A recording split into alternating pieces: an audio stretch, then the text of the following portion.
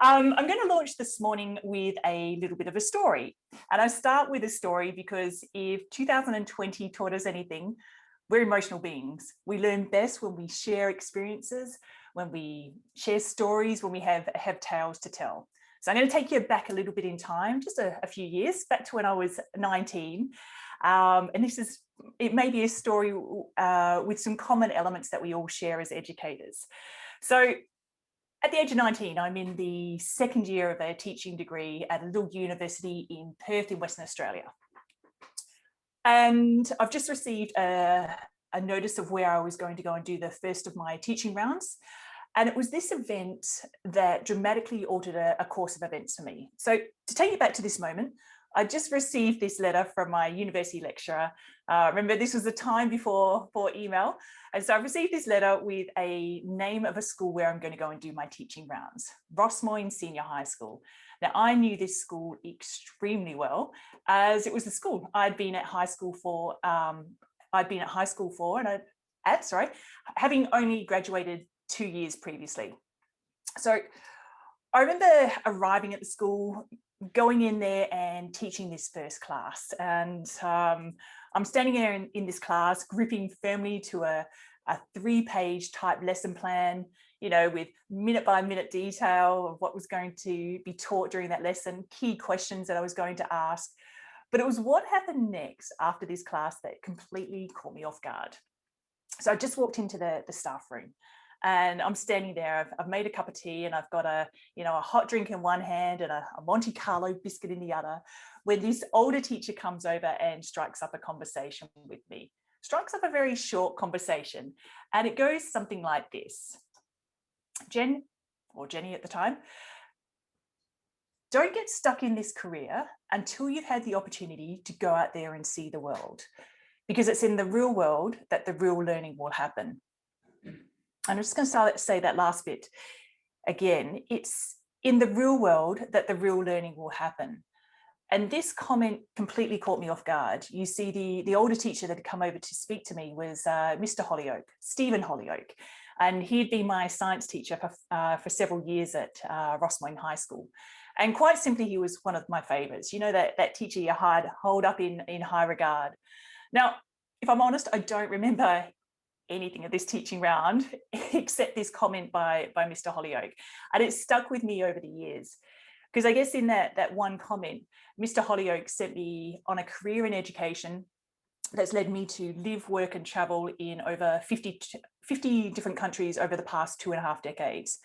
And I've worked in schools that are regarded as being some of the most innovative around the world, including Green School in Bali and Think Global School, the world's first traveling international boarding school.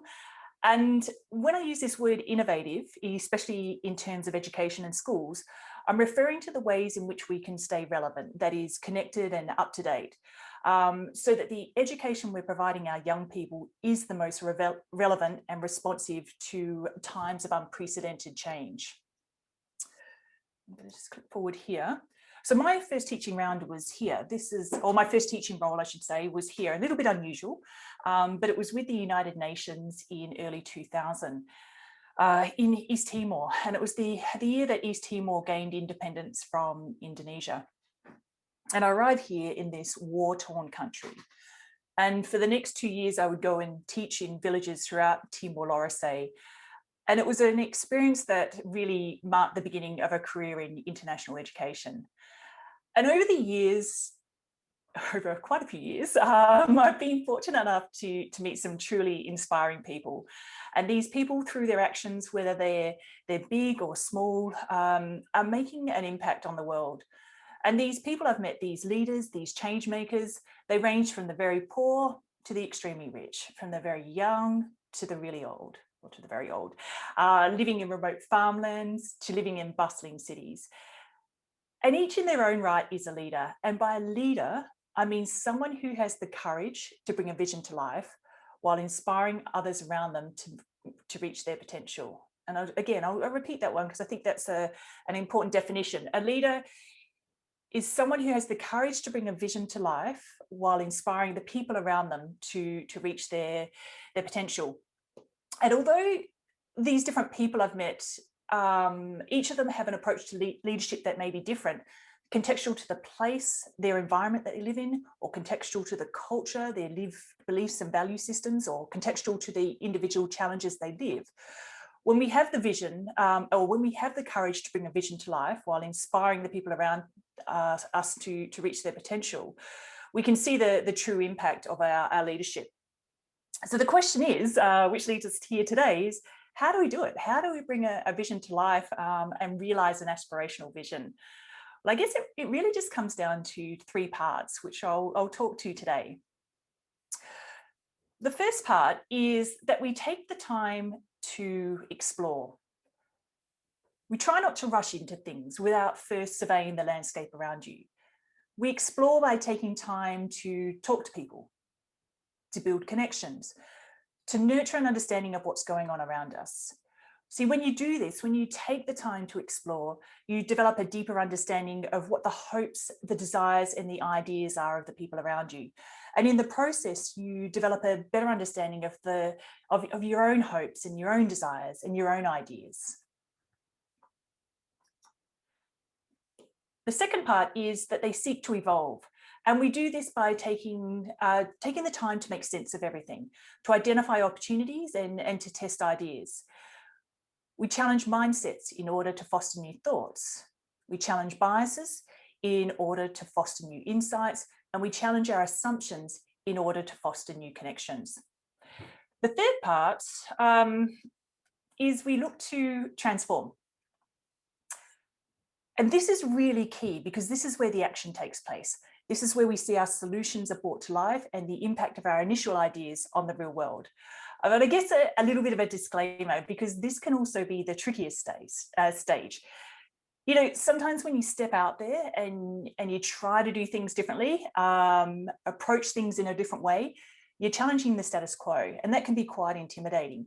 You know, in a way, we step into this space of vulnerability. You put yourself on the line. However, I hope the stories I'm going to share with you today, some of the stories I've met and some of my own stories, will encourage you to stay true to your path and continue to embrace those opportunities to explore, evolve, and transform the future of education. Okay, so let's unpack this in a little bit of detail, and I'll start with a story that takes us here to India. A few years ago, I took some time out to go and volunteer in India, helping local teachers with writing some lesson plans and curriculum. But it was an experience early one morning that shifted, I guess, my understanding of what it meant to be a leader. So to put you in the picture, it's early one morning and I'm heading to the markets in Calcutta to go and buy some fruit. And I do this most mornings, and I'd pass this group of young children under a shelter, sitting under a bridge, and they're literally covered in dust, you know, barefooted, wearing scraps of ill-fitting clothing. And these children, they're literally sitting in the dirt, sitting on scrap pieces of cardboard they've managed to find. But it was what happened next that was quite profound. You see, as I mentioned, I'd pass these children most mornings, and I guess if I'm really honest, I didn't know how to react to a scene of such poverty. You know, I guess maybe I'd hurry on past, feeling a bit embarrassed, a bit unsure, possibly a bit confronted. However, there's this one morning where something makes me slow down and observe the scene in a little bit more detail, and I noticed something unusual. There's a woman sitting there with these children, a woman sitting cross-legged on a small mat, slightly obscured by the number of children around her. And in that moment, I realized what I'm observing is a makeshift classroom. And that was the first time I met Kavita. And the story goes that every morning, Kavita would come into the slum areas here in Calcutta, and she would teach these students before going off to work a full day in her shop. She'd later go on to explain to me that this was her chance to make a difference. By educating these young people in the basic skills, they would have a greater chance of being accepted into their local school and being able to continue on with their education. You see, in taking the time to first explore, evolve, and transform her ideas, Kavita had found a way to break that cycle of poverty. She was providing an education, the opportunity of an education to those of her society that were the most disadvantaged, the most in need of help, and the most hungry to be educated. And I stood there and in that moment, and I guess it was, for me, it was a moment of clarity of seeing a woman that embodied what it meant to be a leader, someone who had the courage to bring a vision to life while inspiring those around her to reach their potential. And in that moment, as I stood there and watched this scene unfold, I guess I truly understood the power each of us have and the power of humanity. We talk about exploring, evolving, and transforming when we talk about exploring, evolving, and transforming in regards to looking at the future of education. Essentially, what we're talking about is building a culture, an adaptive school culture that allows us to move from our current state towards our aspirational vision. You see, the way we approach daily life, the decisions we make, how we socialize, is all founded in our worldview. It's founded in our beliefs and the basic assumptions we've formed. And it doesn't matter where we are in the world, every single one of us has a worldview and a set of beliefs. And when we come together as a group of people and we share common elements of our worldviews and our beliefs, we create a culture. And if you think about it from a young age, we're immersed in the culture around us. And it's possible that we're just not actually aware of that culture that we're immersed in until we have the opportunity to be immersed in a culture that's different from our own. And the best way is often, if you think about the first time you travel, when you go overseas, for many of us, it's a first real understanding of culture, or more specifically, cultural differences that are present when you're immersed in a world that's different from your own. But culture is not just something we experience when we travel. We're constantly immersed into different cultures. If you think about the different cultures you've been immersed in when working at different schools, or if you've belonged to a sporting group or joined a community group. See, the ideas that we talk about, the social behaviors we engage in, and the values we share create a culture. And the beautiful thing about culture is that it's not static, it's dynamic and ever evolving and responsive. It actually derives from a Latin word which means to tend to the earth, to grow and to nurture, which is quite lovely when you think about it, because they're all fairly positive words. When you think of the words grow, cultivate, and nurture, they all imply a sense of change. And in the context of schools, when we refer to culture, we're talking about the behaviours, the beliefs, the values, the symbols that define that learning environment. And for any of us who have worked in schools, we certainly know they're dynamic places, not only in the day-to-day, but also when we take this longer-term view. They certainly are busy places. And so on that point, I want us each to take a deep breath. Take a deep breath and inhale deeply. And exhale slowly.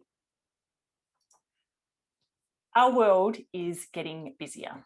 And in a recent book I read called The Adaptation Advantage, the author, Heaven McGowan, asked us to consider this. The moment that we are in right now is the slowest pace of change you'll ever experience for the rest of your life. This is the slowest it'll ever be right now, right here. Wow. Best-selling author Dov Seidman says, when you press the pause button on a machine, it stops. But when you press the pause button on a human being, they start to reflect, rethink assumptions, and reimagine a better path. 2020 was this year of historic importance, because around the world, we were given the opportunity, the very unique opportunity, to take a pause from the busyness of everyday life.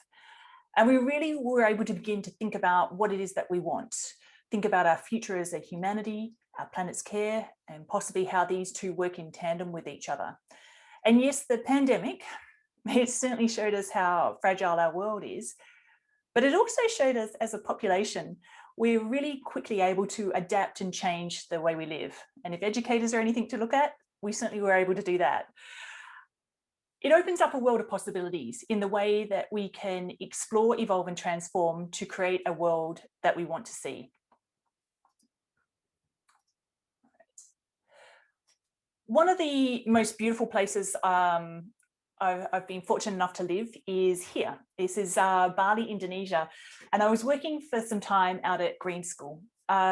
And it was out at Green School where I was lucky enough to meet someone I consider to be a true leader, a pioneer when it comes to the world of conservation.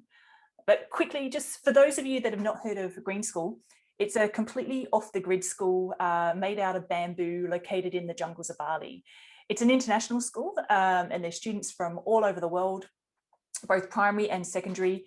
And the school curriculum pivots around the concepts and ideas of sustainability. And staff and students are continually looking for opportunities to look to explore, evolve, and transform ideas that create a more sustainable world. But it was here that I was fortunate enough to meet Jane Goodall, the conservationist who has spent her lifetime protecting chimpanzees and inspiring the people to conserve the world that we all share. Now, if you're sitting in the audience today and you're not quite sure who Jane Goodall is, not to worry, think of it this way. Steve Jobs, Apple computers, Elon Musk, electric cars, Jane Goodall, chimpanzees and conservation. That's all we need to know. So on this day when I hear that Jane Goodall's coming to visit, I'm a little bit excited to say the least. And on her day to visit the Green School, I'm told she'd like to spend a bit of time in the art studio. So I'm quite excited at this stage.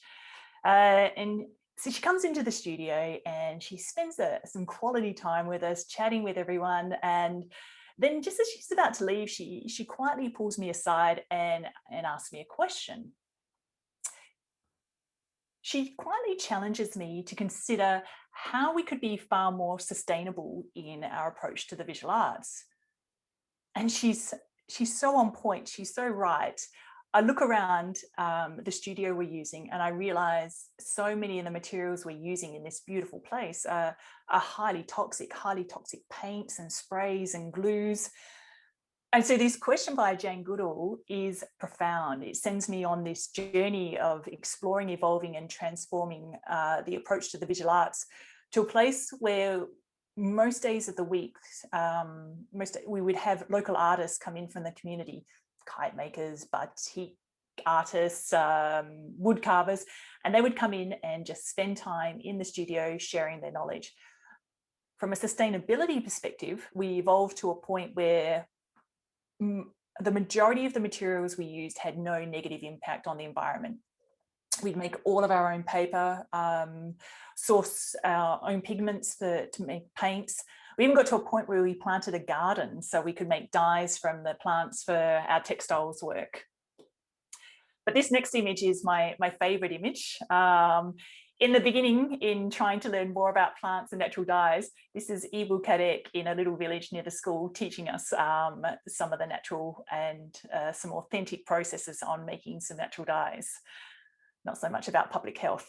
If there's any artists there, and on a side note, if you're interested in knowing more about eco art and making your own paints, and don't hesitate to get in contact with me, I'd be more than happy to share. But you see, when you first take the time to explore, you get to deepen your understanding of what the hopes, ideas and desires are. And by deepening that understanding, you can move towards evolving. And that's where you begin to make sense of everything. You begin to identify opportunities, test ideas, and finally transform. You get to put those ideas into action. Just give it a go. But often when I'm talking about this, a question pops up and it says, and I get asked quite often, of like, why do we need to explore, evolve and transform ideas? Why not just stay doing things as we've always done? And I guess in a way, it's a fair question. My work and my interest with my interest personally, and also my work with the FSA, is around looking at schools and how we can explore, evolve and transform ideas to simply make them better for everyone, for staff and students. By no stretch of the imagination am I anti-school, not at all. And I strongly believe there's many features about school that work for some students. But equally, there's significant parts of schools that simply don't work for others. And for many young people, their time in school is a struggle. It'd be fair to say that there's many discussions around whether schools are keeping up with the rate of change that we see in other areas of society and industry. Maybe I'm being a little bit controversial here, maybe not. But the reality is that that schooling for our young people is an experience that is not unsimilar to the schooling many of us on the call today we had. Not judging ages here, but for myself and maybe some of us are here on the call, when we went to school, we needed a place where we could learn knowledge or access knowledge, as there was no internet.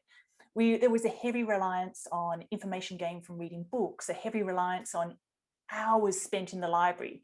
You know, the old, what was it called? World Book, the World Book and Encyclopedia Britannica. And also being reliant on that knowledge that was passed from our teachers to us. Excuse me. By contrast, our current generation of learners are flooded with information. They could spend their lifetimes, as we could, spend their lifetime just reading Wikipedia, watching TED Talks, taking free online courses. If you look at the picture on, I think it's on the left of your screen, it's the 1950 picture. This is education in 1950, and it looks something like this. You know, you can see this teacher with his class of students, and they're all grouped according to age, all following the same lesson. And let's contrast this to the picture on the right, education in 2020. Got a teacher with a class of students, all grouped according to age, all following the same lesson. The point I'm hoping to make, without being too cynical, is that the basic structure of school for many has actually not really changed much at all. We still have it as a place that is predominantly about the knowledge acquisition, knowledge that we then measure and we test, and we do this grouping students according to their age into subject areas that have content that's generally dictated by a curriculum that's pre-designed. And as I said before, although this works for some young people, for many young people and staff, school is, as it currently is not a place where people thrive. I'm just going to share 3 statistics with you, and we can certainly unpack this more later. A report that came out of the Black Dog Institute last year reports that 1 in 4 young Australians aged 15 to 19 years of age meet the criteria for having a serious mental health issue. And this tends to be increasing. The Grattan Institute reports that about 40% of all students are regularly unproductive in any given school year. But this final statistic is the one that probably grabbed me the most. It's a report from WorkCover Australia, and it reports that mental health stress claims is the highest in education. It's higher than any other industry in our country. And we also have about 40% of our new graduates leaving the profession in the first 5 years. When I told my mum this one, she was just like, that's impossible. How could teaching be more stressful than the police force or the army?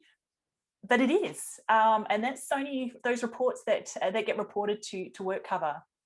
And so I guess the thing is that, you know, as we look to explore, evolve and transform the future of education, we are looking to build a school culture where we're looking for possibilities and not trying to get stuck on the limitations.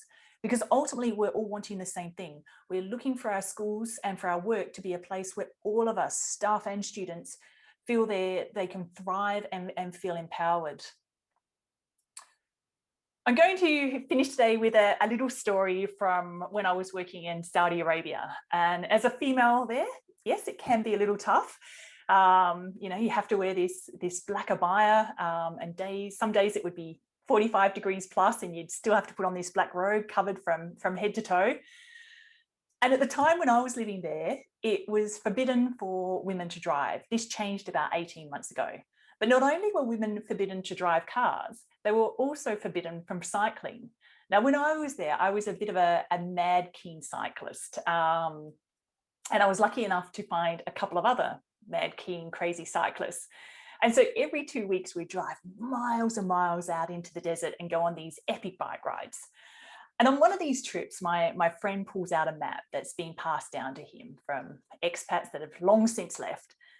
And this map it's a little bit old, and it's starting to get a bit discolored, but it's full of all these markings of trails to follow of the people that have been there before us.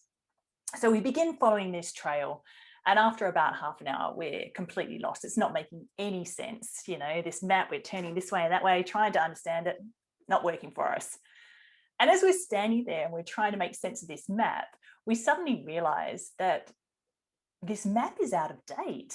There's been so much construction and development in some of these smaller villages outside of Riyadh. We can no longer use this prize map that's been handed down from expat to expat. We can no longer use it to help navigate where we're going. And I use this little story as a metaphor for life. You know, sometimes as we move forward in life and we look for those opportunities to explore, evolve, and transform, as you look for those opportunities to do that with your ideas, you're going to meet people that they're still holding on to that old map. People who haven't quite realized the landscape is changing, and it will keep changing. They're holding on to a map that's no longer serving the purpose it was designed for. So I encourage you, hold on to those ideas, keep your ambitions at the forefront, and trust in your courage to realize a vision while empowering others around you to reach their potential. Now I'm on the last slide here. When I was putting this little talk together, it dawned on me that the protagonist of this story, Mr. Hollyoak, needed to be tracked down and thanked for his impact on my life. And so I did. I managed to track him down all these years later. I think it's 25 years later. And in December last year, when there was that 2-week opportunity and Perth opened its borders, I actually flew home to Perth to see my family, and I got to meet Mr. Hollyoak, Stephen, for a coffee and thank him for his wise words of wisdom. And I remember saying something along the lines of like, you know, Stephen, Mr. Hollyoak, choosing to be in education was a good decision. It's been a career that's allowed me to travel and work and meet an array of interesting people, leaders, change makers from around the world. And we agreed that 2020 showed us that around the world, as a population, we are more than able to adapt to changing situations, to learn new technologies, to embrace new ways of doing things. And this is done best when leaders like yourself embrace the opportunity to first explore what's going on around you, to get a better understanding of the people's hopes, ideas, and desires, and therefore developing a deeper understanding of your own hopes, ideas, and desires. Secondly, seeking the opportunity to evolve by taking the time to explore and make sense of everything, identifying opportunities and testing ideas. And the third is to transform. Simply bring those solutions to life, put those ideas into action, and simply just give it a go. And on that point, I'm going to say thank you for listening.